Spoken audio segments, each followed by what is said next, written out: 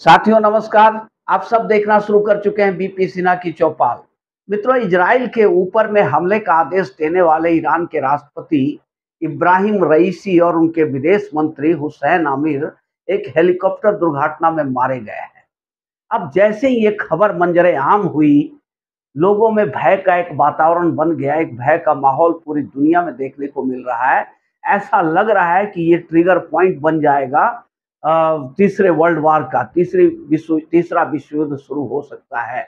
क्योंकि किसी राष्ट्रपति का मारा जाना, इस तरह से मर जाना, अगर ये किसी साजिश का हिस्सा हुई, साबित हुई, जांच में अगर किसी साजिश का हिस्सा साबित हो गई, तो फिर दुनिया में बहुत बड़ा उथल-पुथल होने वाला है मित्रों। इसे समझना कोई रॉकेट साइंस की बात नहीं है। और ईरान अभी गुस्से से पागल है, पर अभी उसके पास कोई सबूत नहीं है। वो जांच करेगा, इंक्वायरी करेगा, देखेगा, ब्लैक बॉक्स को चेक किया जाएगा। अगर किसी साजिश का जरा सा भी अंदेशा हुआ, तो फिर एक बहुत बड़ा बवाल मचना तय है पूरी दुनिया में, जिसके डर से अभी पूरी दुनिया कांप उठी है। पूरी दुनिया, पाकिस्तान सहित पूरी दुनिया सहमी हुई है इस हत्याकांड, इस मृत्यु को देख करके। हत्याकांड तो नहीं कहा जा सकता अभी, चूंकि जांच के बाद ही कुछ कहा जा सकता है। पर जो शक की सुई है, वो इजराइल के तरफ इशारा कर रही है, इजराइल की तरफ घूम जा रही है। तो सचमुच इजराइल जो स्वभाव से ऐसा है, इजराइल का ये नेचर है कि वो अपने शत्रु को किसी भी कीमत पर, किसी भी परिस्थिति में छोड़ता नहीं है। चाहे वक्त जितना भी लग जाए, पर वो ढूंढ ढूंढ करके मारता है। अपने शत्रुओं का खात्मा कर देना ही इजराइल का एकमात्र लक्ष्य होता है। वो कभी अपने शत्रु को माफ नहीं करता। अब इसी से एक शक पैदा हो रहा है कि इब्राहिम राइसी, जो ईरान के राष्ट्रपति, तत्कालीन राष्ट्रपति थे, उन्होंने इजराइल के ऊपर में हमले का आदेश दिया था। और ईरान और इजराइल की शत्रुता जग जाहिर है। ईरान हमास का समर्थन करता है और हमास ने इजराइल पर अटैक किया था। तो बिना ईरान के समर्थन का हमास की इतनी हिम्मत नहीं थी कि इतने सारे रॉकेट दाग दे इजराइल के ऊपर में और इस तरह का नृशंस हत्याकांड करे। ऐसा हमास की औकात नहीं थी, कुव्वत नहीं थी। पर ये ईरान के सहते ही हमास ने किया। और उसके सॉरी, उसके बाद ईरान जब इजराइल ने पलटवार किया गाजा पे और गाजा को नेस्तनाबूद करना शुरू कर दिया, तो सारे अरब मुल्क और जितने मुस्लिम मुल्क हैं, वो सब ने सिर्फ निंदा करके, घटना की निंदा किया और निंदा करके छोड़ दिया। लेकिन ईरान ही एकमात्र ऐसा राष्ट्र रहा जिसने सैनिक हमला किया इजराइल के ऊपर में, सैन्य कार्रवाई कर दिया इजराइल के ऊपर में। जिसका गुस्सा स्वाभाविक रूप से इजराइल का है, इजराइल को होगी। और इजराइल एक ऐसी कौम है जो न किसी को, न कभी माफ करती है, न भूलती है, न भूलती है, न माफ करती है। वो बदला अपना जरूर लेता है। इसलिए शक इजराइल पर भी जा रहा है। और दूसरा, इस शक का आधार ये हो रहा है कि अजरबैजान के बॉर्डर पर ये जो हेलीकॉप्टर दुर्घटना हुई है, वो अजरबैजान के बॉर्डर पर हुई है। अब सॉरी, अजरबैजान और इजराइल की दोस्ती जग जाहिर है। जब अर्मेनिया के साथ अजरबैजान का युद्ध हो रहा था, तो इजराइल ने खुद खुल करके अजरबैजान का साथ दिया था और अजरबैजान ने जीत हासिल की थी। अर्मेनिया के एक बड़े भूभाग पर अपना कब्जा स्थापित कर लिया था। तो इजराइल हमेशा से अजरबैजान को मदद देता आया है और इजराइल अजरबैजान की दोस्ती जग जाहिर है। इनके बीच में जो ताल्लुकात है वो पूरी दुनिया को पता है।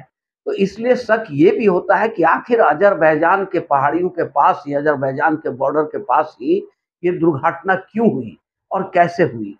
अब 2 हेलीकॉप्टर, 3 हेलीकॉप्टर थे, 2 हेलीकॉप्टर सकुशल लैंड कर गया। और रईसी, जिसमें इब्राहिम रईसी थे, ईरान के राष्ट्रपति थे और विदेश मंत्री थे, वो हेलीकॉप्टर दुर्घटनाग्रस्त हो गई। यही पे शक पैदा होता है। अगर मित्रों ये शक विश्वास में बदल गया, या ये कोई साजिश के तार निकल आए कहीं से खुल करके, तो निश्चित रूप से बहुत बड़ा हंगामा मचने वाला है। दुनिया 2 ध्रुव में बँट जाएगी। एक ध्रुव हो जाएगा अमेरिका और उसके साथियों का, और दूसरा ध्रुव हो जाएगा ईरान और उसके साथियों का। तो अमेरिका इजराइल, निश्चित रूप से अमेरिका इजराइल का साथ देगा और यूरोपियन यूनियन जो है वो भी इजराइल का ही साथ देंगे। और रहा ईरान का, तो ईरान के साथ रूस, चीन और नॉर्थ कोरिया, ये सब लोग खड़े हैं। जहां तक भारत का सवाल है, भारत के लिए भी मुश्किल होगा, तो रूस और ये इजराइल और ईरान में से किसी एक को चुनना बहुत मुश्किल काम है। पर मोदी जी जैसे नटनागर है, वो जिस तरह से एक नट की तरफ पतली रस्सी पर बैलेंस बनाकर चलते हैं, उससे ये कोई बड़ा मुश्किल काम नहीं लग रहा है। आज भी तो रूस और अमेरिका दोनों के साथ, दोनों की दुश्मनी जग जाहिर है, दोनों की प्रतिद्वंदिता नेवले और सांप वाली है। फिर भी मोदी जी भारत को इस पोजीशन में खड़ा किए हुए है कि दोनों प्यार करता है।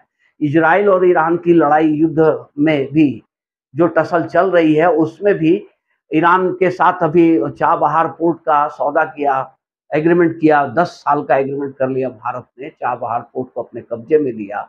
और इजराइल से भी भारत का संबंध निश्चित रूप से बहुत ही अच्छा है, क्योंकि हर संकट की घड़ी में इजराइल ही भारत का साथ दिया है।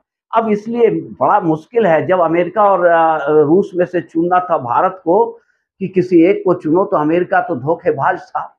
उसने बार-बार धोखा दिया था और अमेरिका पर किसी को विश्वास नहीं हो सकता है। इसलिए चूँकि रूस ने हमेशा भारत का साथ दिया, मदद की, अपनी दोस्ती का फ़र्ज़ अदा किया रूस ने। रूस के राष्ट्रपति ब्रेज़नेव ने यहाँ तक कह दिया था कि अरे हम इन पहाड़ियों के पीछे ही हैं, आपको कोई संकट हो तो आप एक आवाज़ दे देना, हम आ जाएँगे। और रूस ने अपना वादा निभाया। जब अमेरिका और यूरोप पाकिस्तान के समर्थन में 1971 में खुलकर आ गए थे और अपने वार्षिक भेज दिए थे, तो उस समय रूस अकेला डट गया था। पूरा अमेरिका और यूरोप को, चीन, पाकिस्तान, अमेरिका, यूरोप सबको एक साथ नतमस्तक करा दिया था रूस ने। भारत के लिए पूरी दुनिया से रूस ने पंगे ले लिया। जब रूस और रूस को जब ज़रूरत पड़ी, रूस पर सैंक्शन लगने लगे अमेरिका के तरफ से, बहुत सारे रूस यूक्रेन युद्ध के चलते अमेरिका ने बहुत सारे सैंक्शन लगाए, तो फिर भारत ने इस सैंक्शन को नहीं माना और रूस से अपना कारोबार करता रहा। ईरान के साथ भी यही है, ईरान के ऊपर में अमेरिका ने काफ़ी सैंक्शन लगा रखे हैं, पर भारत इन सैंक्शन को मानता नहीं है। वो भारत कहता है कि हम अपनी जनता को, जिसमें हमारी जनता की भलाई होगी, हम वही काम करेंगे। और इसलिए ईरान के साथ भी भारत का सदाबहार रिश्ता बना हुआ है। तो इज़राइल, अमेरिका, ईरान, भले ही दुनिया 2 ध्रुव में बँट जाए, पर भारत न्यूट्रल रह करके और सर्वशक्तिमान, सर्वशक्तिशाली देश बनेगा। क्योंकि युद्ध में जब 2 देश लड़ते हैं, तो जो पराजित हो जाता है और जो विजेता रहता है, दोनों के बीच में बहुत महीन सा, बहुत बारीक सा अंतर होता है, क्योंकि दोनों ही युद्ध में बर्बाद हो चुके होते हैं। तो भारत के अभी प्रधानमंत्री नरेंद्र मोदी ऐसे कूटनीतिज्ञ हैं और ऐसे-ऐसे मनीषी जयशंकर, डॉक्टर जयशंकर, अजीत डोभाल जैसे, अमित शाह जैसे लोग अभी भारत की सत्ता के शिखर पे बैठे हुए हैं कि भारत को अभी टेंशन लेने की ज़रूरत नहीं है। वर्ल्ड वार होगी भी तो भारत उसमें शामिल नहीं हो रहा है। साथियों, ये वीडियो अगर अच्छी लगी हो तो एक लाइक और चैनल को सब्सक्राइब ज़रूर कर दें। धन्यवाद।